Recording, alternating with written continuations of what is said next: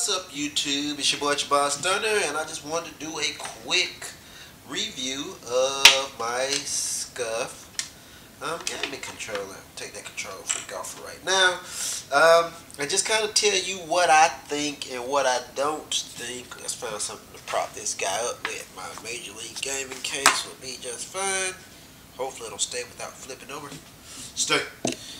We're going to talk about what I like and what I don't like about this controller really shortly.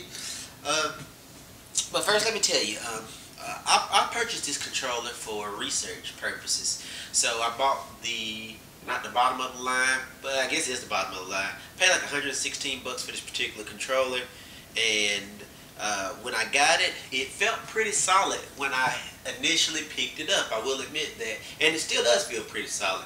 They do make a pretty good product. However, my personal opinion, after playing 10 hours with the controller, that's a reasonable, I'm just throwing a number out there, probably more like 8 hours, is that these paddles may work well for Xbox. They don't work nearly as well for PlayStation, and that's just my opinion. And the reason being is because when you hold a controller, we're going to talk about your middle fingers here, they don't just stick out. And I will show you what I'm talking about.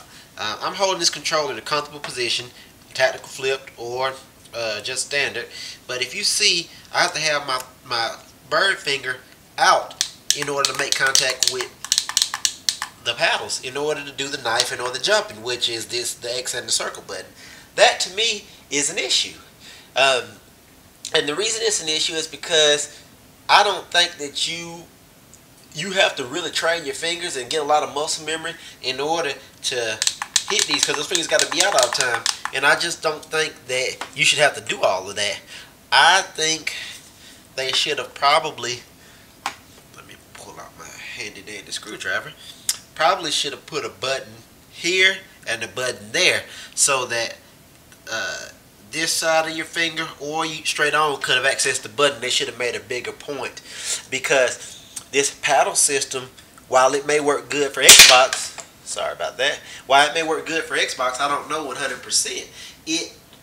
It works okay for PS3, but I don't think that overall it is the best solution, particularly for the amount of money that you're spending on this particular controller. So, having said that, I give this controller 6 out of 10. Being okay, or so-so if you will, rating. I caution you to, if you're going to purchase this controller, it's more of a novelty than it is a must-have to increase your game. In my opinion, the only thing that makes your game better in first-person shooters is skill, practice, and just time. You know, you will get better over time, I assure you. But this placement, while it should help, I found that it hindered me a little more than it helped me overall. So, where do we go from here? It's a great question.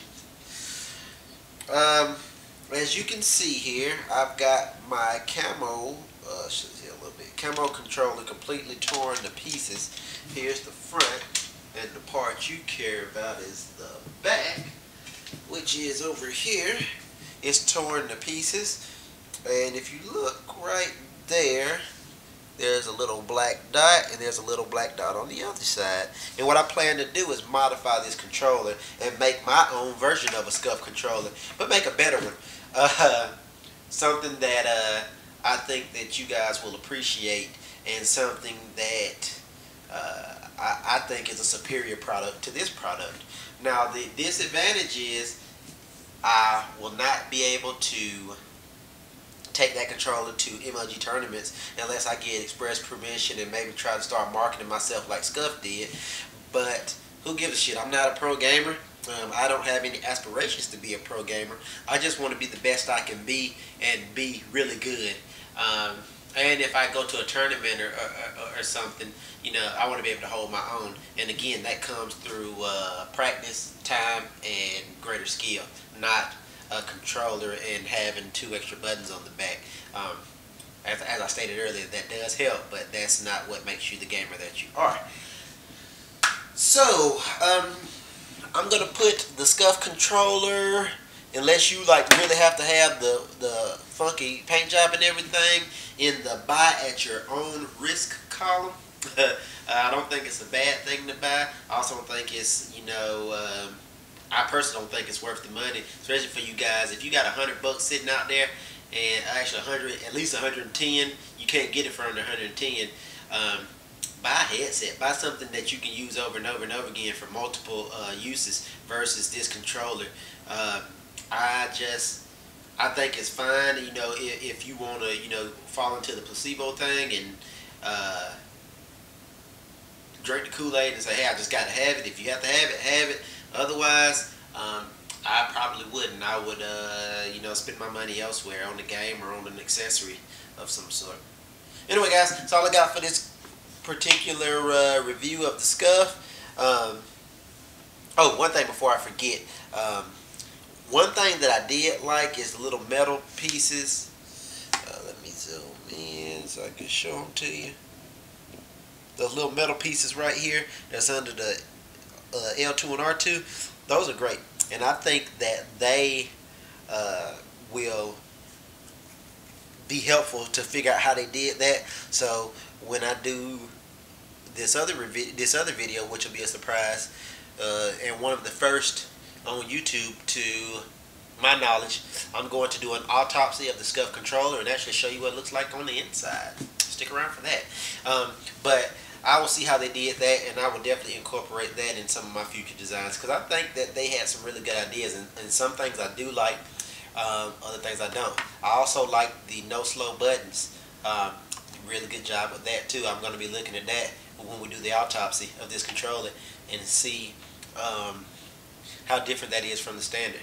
So we'll be doing some comparisons. Anyway, guys, that's all I got. Let me know what you think about the Scuf controller if you've got one, and if you think I was honest in this video and gave you the best review possible. That's what I strive to do. I strive to save you guys money, and I hope that I help you make better buying decisions with my videos and with the money I spend. Let me waste my money, don't waste yours. That's all I got, guys. Thanks for watching. Thanks for subscribing. If you just joined my channel, there'll be a lot more videos to come. Scott Signer, I'm out. Cheers.